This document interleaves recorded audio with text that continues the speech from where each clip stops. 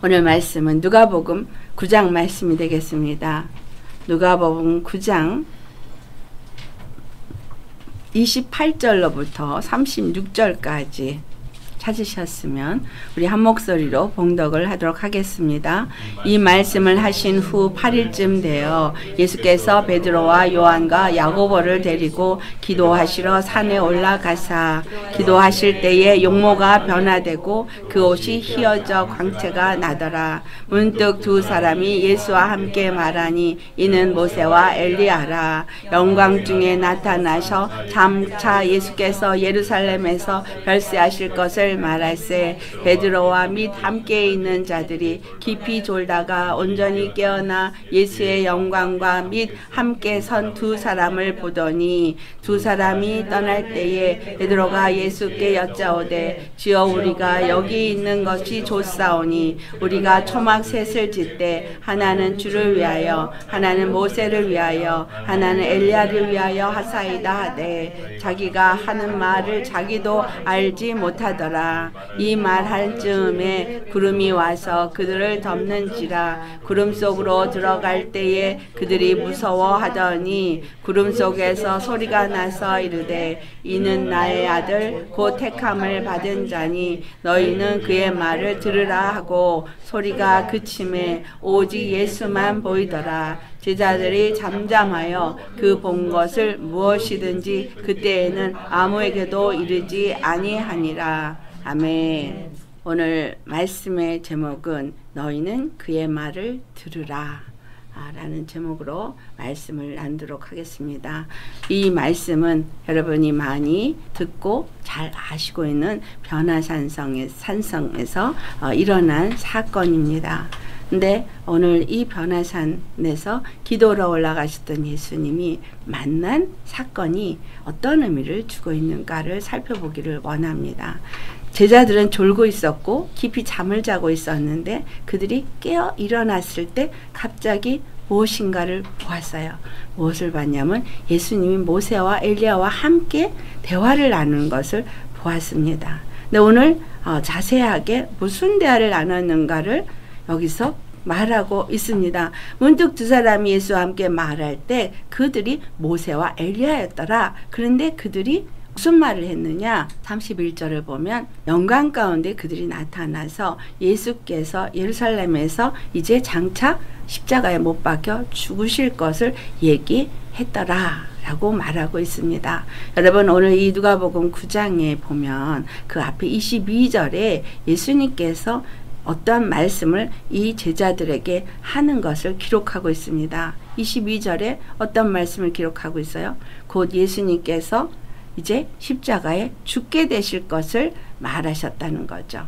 고난을 받게 되어지고 그래서 장로들과 대제사장들과 서기관들에게 버림받아 죽임을 당하고 제3일에 살아나야 될 것을 말씀하셨습니다. 자, 예수님께서 이미 제자들에게 이 말씀을 하셨어요. 그리고 그들은 그 말을 믿지 않았습니다. 그런데 이 사건이 또 일어난 거예요. 반복해서 지금 모세와 엘리야가 예수님을 만나서 예수님이 이제 곧 십자가에서 죽게 될 것을 말하는 이 장면은 하늘 문이 열려 있었고 그리고 그 영광 가운데 그 세 사람이 얘기를 하고 있었다라는 거예요. 모세와 엘리야가 어디서부터 왔다는 거예요? 하늘로부터 왔다는 거예요. 우리가 알지 못하는 저 하늘이라는 곳, 저 천국에서는 모세와 엘리야 이런 사람들이 다 그들이 있습니다. 그들이 하늘에 하나님 앞에 나아가서 있으면서 그들이 이렇게 보냄을 받는다는 것을 여기서 우리에게 보여주고 있습니다. 그렇다면 왜 모세와 엘리야가 하나님의 보내심을 받고 예수님께 왔느냐라는 거죠. 우리가 아는 대표적인 모세는 바로 이스라엘을 애굽에서부터 이끌어내서 가나안 땅에 이르게 하는 대표적인 사람이고 바로 구원의 대표적인 사람으로 그들이 인식되어져 있는 사람입니다. 그리고 또한 모세는 율법을 대표하고 있습니다. 그러면 이 예수님과의 만남 속에서 예수님이 곧 죽으실 것을 본인도 말씀하셨고 모세와 엘리야도 와서 그 말을 하고 있는 것은 예수님이 곧 하늘로 다시 돌아갈 때가 가까웠다는 것을 말하고 있는데 굳이 모세와 엘리야가 와서 예수님 앞에 그것을 이야기했겠나 라는 거죠. 왜 굳이 그렇게 했느냐? 이 말씀은 예수님이 어떤 분인가를 우리에게 말해주는 것입니다. 구약은 율법서가 대표적입니다. 유대인들에게 율법서는 굉장히 중요한 것이기 때문에 그 토라라고 말하는 율법서는 그들이 완전히 습득을 하고 외워서 굉장히 중요하게 여기는 것인데 그 율법서를 기록한 것이 모세라고 알고 있고 그리고 그 모세가 율법서를 기록한 그 모든 내용이 어떤 내용을 말하고 있느냐라고 말하고 있지만 그 분분한 말씀들 속에서도 우리 예수님께서 분명하게 가르쳐 준 것이 누가복음 24장에 나오고 있죠. 그런데 누가복음 24장의 27절을 보면 예수님이 그 엠마오로 가는 두 제자들과 함께 대화를 하면서 모세와 선지자들에 대한 글이 바로 당신 자신에 대해서 기록된 것이라는 것을 자세히 가르쳐 주었더라라고 기록하고 있습니다. 모세와 선지자에 대한 글.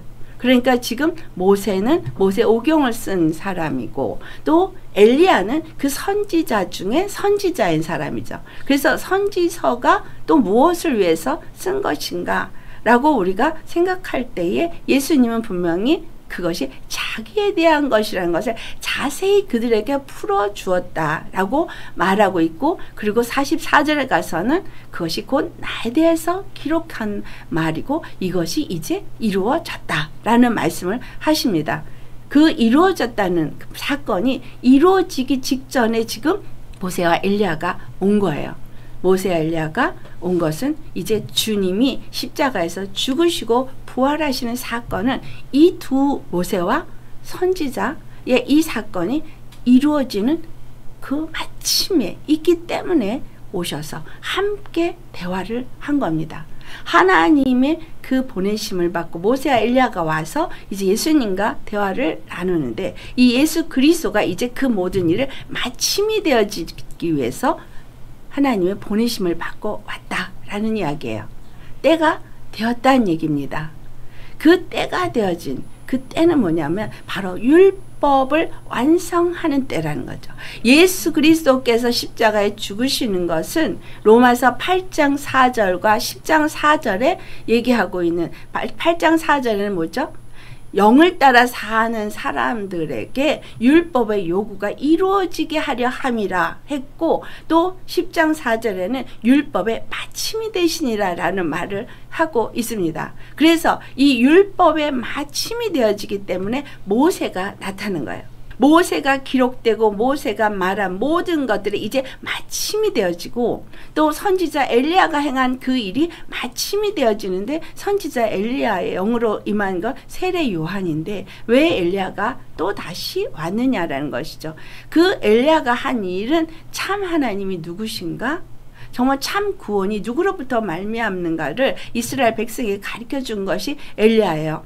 그래서 그 엘리야의 영을 가지고 세례 요한이 와서 사람들에게 회개하라 천국이 가까이 왔느니라 라고 말하면서 사람들의 마음을 예수님께로 돌이키게 하려고 노력을 했지만 실질적으로 사람들이 예수님께 돌이키지는 못했죠. 그런데 이제 엘리야가 그와 같은 일을 한 것이 예수님과 어떤 관계가 있냐면 예수님이 바로 하나님의 마음을 주의 백성에게 또한 주의 백성들의 마음을 그 아버지 하나님께 돌이키게 하는 완전한 온전한 그 일을 이루신 사건이 십자가 사건이기 때문입니다. 그래서 십자가에 죽으시고 부활하신 것을 22절에 말씀을 했는데 이 모세와 엘리야가 와서 함께 대화를 하는 사건은 바로 그 율법의 요구를 이루어지고 또 하나님과 이스라엘 그 백성 또 우리 믿는 모든 자들이 하나님과 온전한 화평 화목의 역사가 이루어지게 하는 일에 예수 그리스도의 십자가의 사건이 완전히 이 두 가지 사건을 완성하신다는 거죠. 그래서 성경이 다 말씀하신 대로 이루어지는 사건이 기록되어진 것입니다. 사도 베드로는 이 사건을 베드로서 2장의 17절에 말하고 있어요. 그 말을 왜 했냐면 내가 그 영광을 보았다라고 예수 그리스도를 증거하기 위해서 그 말을 합니다. 내가 그 영광을 보았을 때 하늘로부터 모세와 엘리야, 그들이 대단하게 생각하고 있던 그 모세와 엘리야가 예수님이 같이 말하더라. 그런데 그것이 그냥 말하는 정도가 아니라 말할 때 베드로가 자기가 우리가 초막셋을 짓겠나이다. 하나는 모세를 위하여, 하나는 엘리야를 위하여, 하나는 예수 그리스도를 위하여 이렇게 초막 세 개를 짓겠나이다. 라는 이 초막을 짓겠다는 이 세 사람을 동등하게 놓겠다라는 얘기를 한 거예요. 여러분, 이 셋, 모세와 엘리야가 예수 그리스도가 동등한 자리에 놓겠다는 베드로는 그러면 예수님을 마태복음 16장 그 16절의 고백은 어디로 가는가라는 거죠. 주는 그리스도시요 살아계신 하나님의 아들이니다라고 말한 이것을 완전히 다 잊어버린 사건이에요. 왜? 모세와 엘리야를 동등하게 예수님과 같은 레벨에 뒀기 때문인 거예요. 그러니까 하나님의 영광이 구름이 그들을 덮으면서 모세와 엘리야는 사라지고 그 영광이 임한 가운데 음성을 듣는데 주의 음성이, 여호와의 음성이 그들의 귀에 뭐라고 말해요? 여기서는 지금 나의 택한 자요라고 말했는데 이 말씀이 마태복음에도 나오고 베드로가 베드로후서 1장에도 그 17절에 말한 것을 내가 택한 나의 사랑하는 아들이라는 표현을 해요. 내가 택한 나의 사랑하는 아들, 내 사랑을 받은 아들, 내 기뻐하는 아들이라는 표현을 합니다. 그렇기 때문에 너희는 저의 말을 들어라고 말해요. 그럼 여기서 말하는 내 사랑을 받는 자는, 내 기뻐하는 자는, 이 말의 의미는 어떤 의미를 말하고 있느냐 하면 하나님께서 하나님과 우리 사이를 화평케 하고 우리로 하여금 구원을 얻게 하는 통로로 하나님은 단 한 분을 예정하셨다는 걸 말하고 있는 거예요. 내가 사랑하는 자, 내가 기뻐하는 자, 내가 기뻐 받는 예물은 오직 예수 그리스도 한 분뿐이라는 거예요. 이 말씀을 히브리서 10장 5절에 오직 한 몸을 예비하셨다라고 말했는데 이 말씀이 바로 이 변화선상에서는 주님이 내 사랑하는 아들이, 내 택한 아들이라는 표현으로 말하고 있습니다. 그래서 모세와 엘리야가 와서 그 예수님께 대화를 한 이거는 모세 일도 성취, 엘리야의 일도 성취, 완전한 성취를 이루기는 사건이 이제 예수 그리스도로 말미암아 이루어질 때가 되었다는 것을 그들이 와서 이제 우리가 말해왔던, 우리가 행해왔던 모든 것들을 이제 주께서 다 이루실 때가 되었습니다. 라는 그 모든 것을 예수님께 말하는 일이었던 거예요. 아멘. 그러니까 예수님이 말씀이 육신이 되어서 이 땅에 오셨어도 그 십자가를 져야 되는 그 때를 예수님은 알아서 22절에 말씀을 하셨었지만 이제 모세가 엘리야가 다 나타나서 자기네들이 말해왔던 모든 일을 예수님께서 이루실 때를 말함으로써 여기서 정리를 해줬다는 사실을 우리가 알아야 돼요. 그로 인해서 창세기부터 시작해서 그 모든 기록된 말씀들이 예수 그리스도로 말미암아 이루어지는 거구나 라는 걸 우리가 여기서 확실하게 알아야 돼요. 그래서 나에 대해서 기록한 이 모든 말씀들이 이루어졌다라고 말한 것처럼 예수 그리스도만이 우리의 구원이고 예수 그리스도만이 우리가 하나님과 화목하게 될 수 있는 다나의 화평케 하는 길로 주님이 준비하신 분이라는 것을 우리 반드시 기억하셔야 합니다. 다른 길은 없습니다. 아멘. 분명히 성경이 다른 이름으로 구원의 이름을 주시지 않았다고 말했잖아요. 그렇기 때문에 우리는 예수님 밖에는 하나님이 받으시는 분이 없다는 거예요. 그렇다면 예수님 밖에는 기뻐하고 예수님 밖에는 사랑하는 예수님이 택한 분은 단 한 분 예수님인데 우리는 어떻게 받아지느냐가 그 다음에 두 번의 관건이겠죠. 그 두 번째가 바로 우리가 하나님의 택함을 입고 하나님의 사랑을 입고 우리가 하나님의 기쁨이 되어질 수 있는 조건은 에베소서 1장에 분명히 말하고 있고 2장에도 말하고 있는 게 우리 둘이 다 예수 그리스도 안에서 하나님께 함께 나아갈 수 있다라는 그것을 뭐예요? 법조문을 예수님께서 십자가에서 다 패하시고 나아갈 수 있는 길을 만드신 것이 십자가란 얘기죠. 그러면 우리가 하나님의 사랑을 받은 자고 하나님의 기뻐하심을 얻는 자가 되어질 수 있는, 또 택함을 받을 수 있는 길은 그 십자가 안에 들어가서 십자가를 통과해서 예수님 안에 연합이 되어질 때에 그것이 이루어진다는 사실을 말하고 있는 거예요. 그래서 이 땅에 모세가 초막이 세워지고 엘리야가 초막이 세워지고 예수 그리스도가 초막이 세워지는 건 아니라는 거예요. 그러니까 어느 곳에도 이 땅에 초막은 세워지지 않습니다. 그러니까 다시 이것을 표현한다면 교회는 율법을 가진 모세를 섬기는 교회도, 또는 아니면 또 선지자들을 섬기는 엘리야의 교회도, 또 예수 그리스도 섬기는 교회도 이 땅의 교회가 아니라는 사실을 말해주고 있어요. 그러니까 하나님의 교회는 오직 예수 그리스도가 십자가에 죽으시고 부활하셔서 세워진 것이 교회인데, 그 교회는 유형의 교회가 아니라 무형의 교회가 아니에요. 우리가 교회라는 이름으로 건물이 세워지고 그곳에 모여서 예배를 드리지만 그것은 실상은 아닌 겁니다. 모일 수 있는 곳, 교제할 수 있는 곳, 그리고 하나님의 뜻을 함께 이루어가는 훈련장인 것이지, 진정 하나님이 말씀하는 교회는 예수 그리스도를 머리로 모신 무형의 교회라는 사실이에요. 아멘. 그래서 그 바요나 시모나 이것을 내게 알게 하니 를 하나님이라 말하면서 반석 위에 내가 교회를 세우리라 했던 그 반석. 그런데 이것을 천주교에서는 그 베드로가 반석이 되어지니까 그 반석이 이스라엘 가면은 반석을 하나 해놨어요. 그리고 거기에 교회가 있어요. 그런 어떤 보이는 반석, 보이는 교회가 아니라 바로 주는 그리스도시요 살아계신 하나님의 아들이라고 고백하는 그 고백이 반석이 되어지는데, 왜 그것이 반석? 예수님이 십자가에 죽으시고 부활하신 그것이 반석인 거예요. 그분이 그 십자가에서 죽으시고 부활하면서 우리의 주, 우리의 그리스도가 되어져서 반석이 되어졌다는 얘기죠. 그래서 그 십자가를 통해서 반석으로 교회가 세워지는 것이 에베소 2장 20절에 기록되어져 있는 겁니다. 아멘.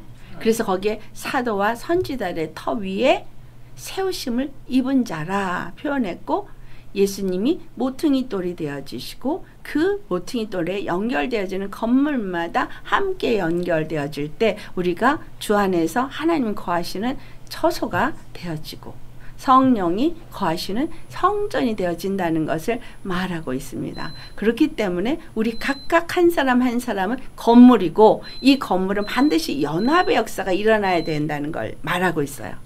반드시 연합돼야 돼요.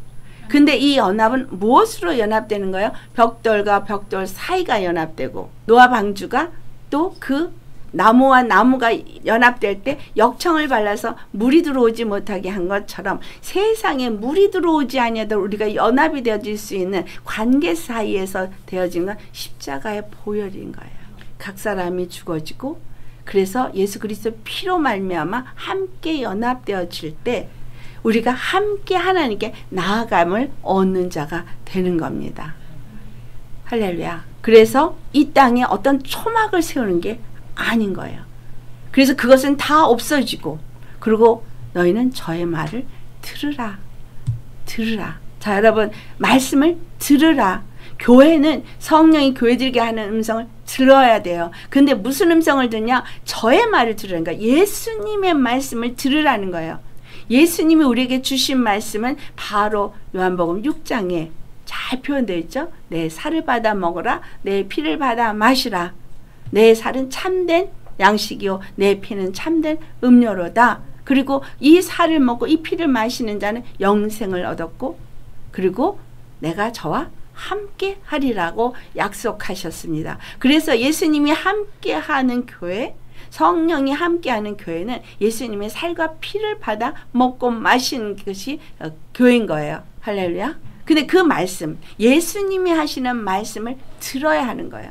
우리는 그 듣는다는 얘기는 우리의 삶의 모든 시작이 그 말씀에서부터 시작되어졌고, 이 말씀이 천지를 지은 것처럼 말씀이 나를 조성했고, 말씀이 나를 가르치시고, 말씀을 나를 택하셔서 나를 이끌어 가시는데, 어디로 이끌어요? 바로 예수 그리스도 안으로 이끌어서 예수님 안에서 하나님이 사랑하시는 자, 하나님이 기뻐하시는 자, 하나님이 택한 자가 되게 하신다는 거예요.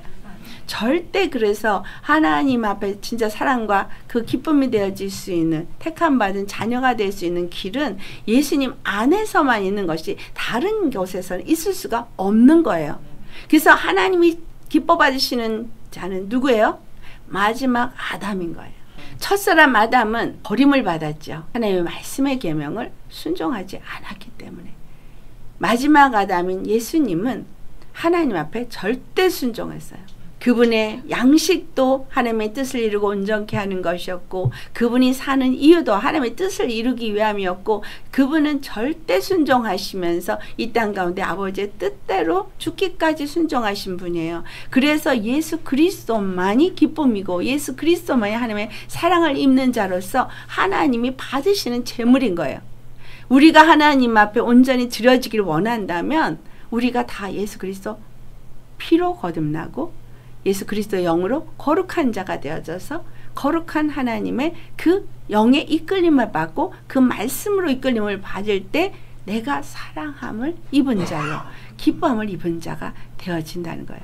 그래서 그의 음성을 들어야 돼요. 그의 말을 들어야 돼요. 그분의 말씀에 절대 순종해야 합니다. 오늘 이 누가복음 9장 24절에 예수님께서 이 제자들에게 하신 말씀이 있죠. 같이 23절과 24절 봉독해 보겠습니다. 또 무리에게 이르시되 아무든지 나를 따라오려거든 자기를 부인하고 날마다 제 십자가를 지고 나를 따를 것이니라. 누구든지 제 목숨을 구원하고자 하면 잃을 것이요 누구든지 나를 위하여 제 목숨을 잃으면 구원하리라. 아멘. 예수님을 따라가는 자가 아니면 하나님의 사랑을 입을 수도 기뻐할 수도 없는 자입니다. 택함을 입은 자도 될 수가 없어요. 오직 예수 그리스도 안에서 예수님과 하나가 되어야만, 온전한 연합이 이루어져야만 되어지는데, 그런 자들을 향해서 예수님이 분명하게 말씀한 것이 23절과 24절이에요. 너희가 누구든지 아무든지 나를 정말 따라서 하늘로 가기를 원한다면 나를 따라오려거든 자기를 부인하고 그리고 날마다 자기 몫의 십자가를 지고 나를 따르라. 내 몫의 십자가를 지는 게 무엇인지 여러분 이미 설명드렸죠. 바로 내 죄가 날마다 십자가에 죽어지고 자기를 부인한 상태에서 하나님의 영으로 이끌림을 받고 하나님의 말씀으로 이끌림을 받아야만 된다는 말이에요. 그럴 때 누구든지 제 목숨을 구원하고자 하면, 우리는 지금 구원받기 위해서 예배를 드리고 있습니다. 정말 구원받기를 원한다면, 내 목숨이 구원받기를 원한다면 잃을 것이라. 이게 무슨 말이지 갑자기? 내가 내 목숨을 구원받기 위해서 스스로 이 육체의 목숨에 초점이 맞춰서 내가 뭔가를 하고자 한다면 오히려 그것을 잃어버릴 것이라는 거예요. 하지만 누구든지 나를 위하여, 그러니까 나 자신을 위해서 산다면 목숨을 잃어버릴 거지만 예수님을 위하여서 그 목숨을 잃는다면 그는 반드시 산다는 거예요. 그러면 어떤 의미를 주고 있어요? 내 몫의 십자가를 지고 따르는 이 삶은 예수님의 영광을 위해서, 예수님의 이름을 위해서 사는 삶을 말하고 있다는 거예요. 여러분 예수님의 이름을 위해 살고 계십니까? 예수님의 이름을 위해서 내가 오늘도 밥 먹고 일하고 살고 있습니까? 한번 다시 생각해 봐야 돼요. 너희는 저의 음성을 들으라, 너희는 저의 말을 들으라 할 때 저의 말이 뭐냐면, 예수님은 아버지의 뜻을 이루기 위해서 이 땅에 사신 분이고 그의 모든 그 행보가 아버지의 뜻을 이루기 위해서 사신 분인 거예요. 그러면 예수님이 우리에게 무슨 말씀을 하시겠느냐는 거죠. 아버지의 뜻이 뭐예요? 아들 예수님을 믿고 영생을 얻는 거예요. 그러니까 곧 내가 영생을 얻는 게 아버지 뜻이에요. 근데 내가 아버지 뜻대로 영생을 얻는 것을 원해서 예수님이 자기를 바치셨어요. 그 일은 그냥 십자가에서 예수님이 죽으셨구나가 아니라 내가 그 이름을 위해서 사는 자가 될 때 이루어진다는 거예요. 아니 내가 구원을 받는데 내가 나를 위해서 내가 해야지 구원을 받는 것이지 왜 예수님의 이름을 위해서 살 때 구원을 받지? 여러분 왜일까요? 예수님의 이름이 뭐예요? 저의 백성을 저의 죄에서 구원할 자. 그러니까 예수님은 하신 모든 일이 우리의 죄에서 구원하기 위해서 십자가를 지셨기 때문에 그 이름이 우리를 구원하는 이름이에요. 아멘. 그 이름이 우리를 구원하는 이름이기 때문에 여러분이 사는 모든 삶 가운데, 우리의 삶의 모든 삶 가운데 우리는 뭐예요? 그 이름으로 사는 자가 될 때 우리가 구원을 받는 거예요. 근데 나를 위해서 살잖아요. 그 이름을 위해서 살지 않죠. 우리가 그 이름을 위해서 산다는 생각을 못하고 있습니다. 믿는 사람들이. 그런데 그 이름을 위해서 사는 게 곧 내가 구원받는 거예요. 그 이름은 어떤 이름인데 어떻게 그 이름을 위해서 내가 살지? 그의 말을 듣는 것이 곧 그의 말에 순종하는 걸 말하잖아요. 근데 그 이름으로 말씀하시는 말씀에 순종하는 것을 생각해 보시기 바랍니다. 예수님의 이름은 바로 하나님의 이름이고 하나님의 영광이고 그 이름은 바로 우리의 구원과 연결되어 있어요. 그러면 모든 삶의 순간순간 속에 나는 그 이름이 나타나도록 산다는 얘기예요.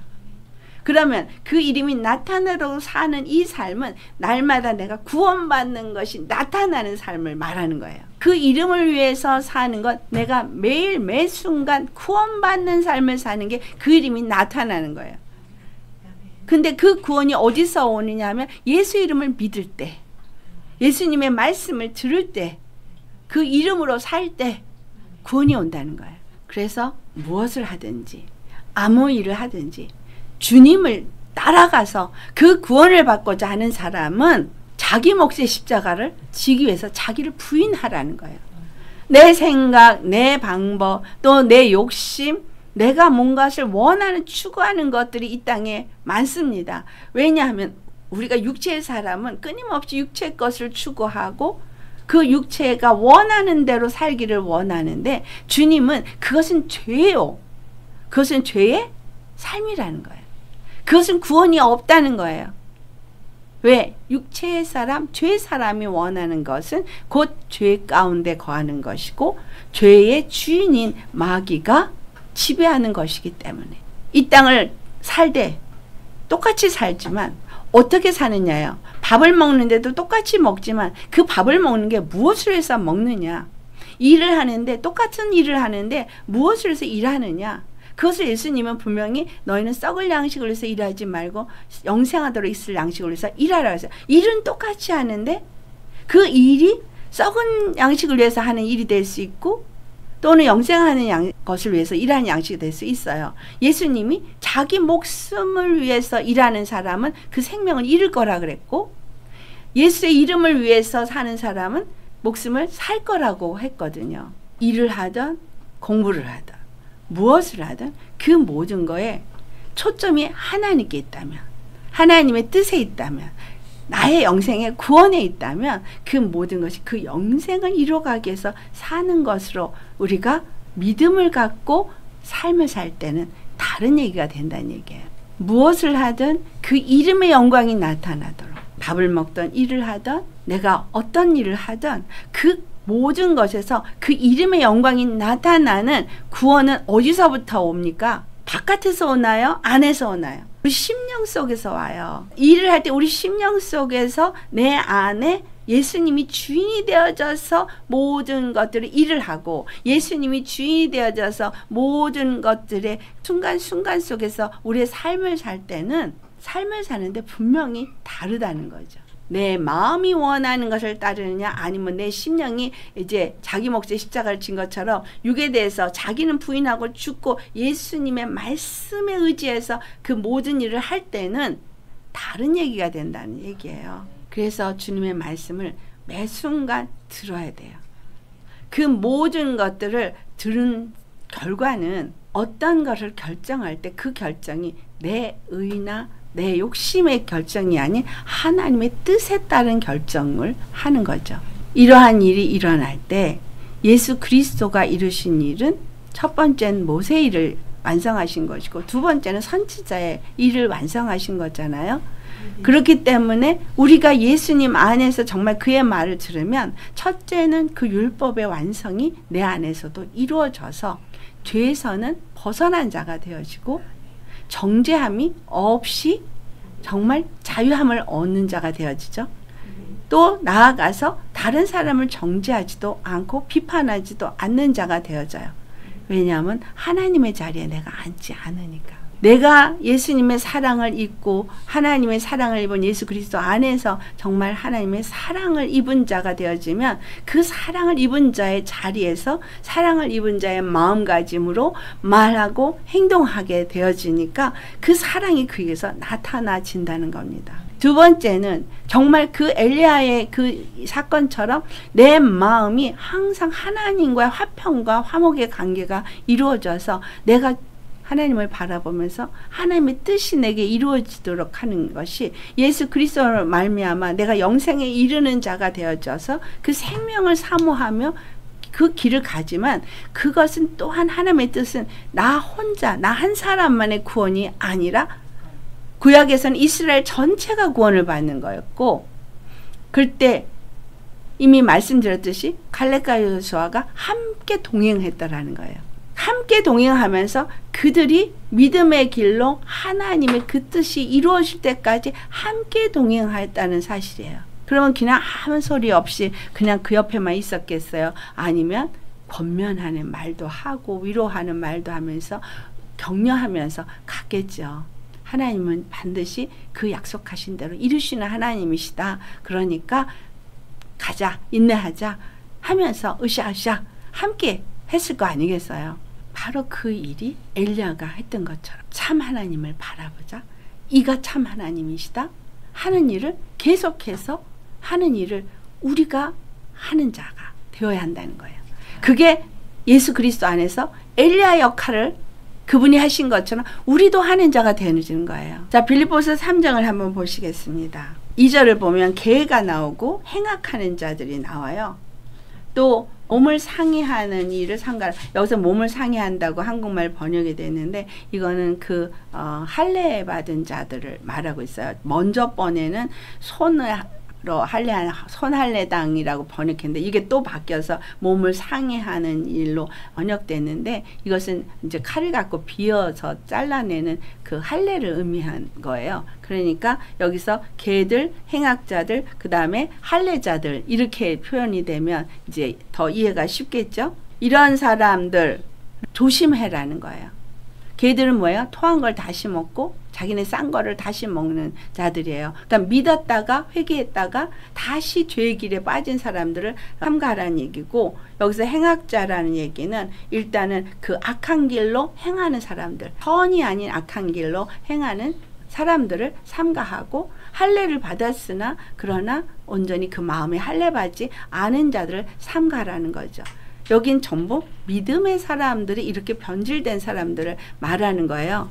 이에 대해서 이 끝부분에 가면 이 사람들을 어떻게 표현하고 있냐면 19절에 그들의 마침은 멸망이요 그들의 신은 배요 그 영광은 그들의 부끄러움에 있고 땅의 일을 생각하는 자라 라고 표현하고 있습니다.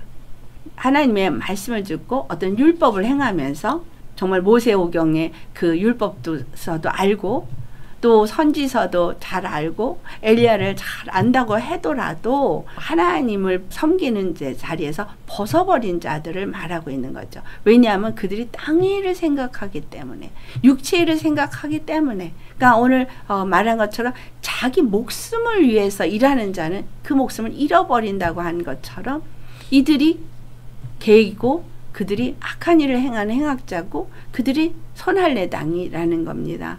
이들은 다 자기 배가 자기 탐심, 욕심, 이 정욕을 따라서 사는 사람이기 때문에 그 마침은 멸망이라는 겁니다. 땅의 일을 생각하는 사람이고 그들은 자기들의 영광을 추구하는 사람인 거예요. 그런데 이 말씀을 사도 바울이 왜 하느냐 하면 너희들은 이런 사람을 삼가고 그 다음에 3절에 분명하게 예수 그리스도의 그 뒤를 따라가는 사람들이 어떻게 살아야 될지를 말하는데 하나님의 성령으로 봉사하며 그리스도 예수로 자랑하고 육체를 신뢰하지 아니하는 자 이가 곧 할례파다 라고 말해요.